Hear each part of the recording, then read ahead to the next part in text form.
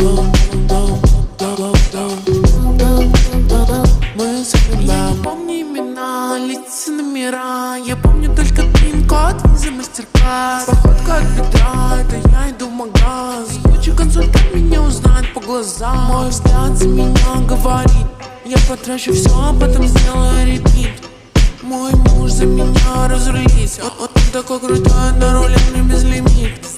Это сладкая жизнь, как клубника в шоколаде. Люди говорят: ну сколько можно тратить? Не отходя от кассы, я говорю: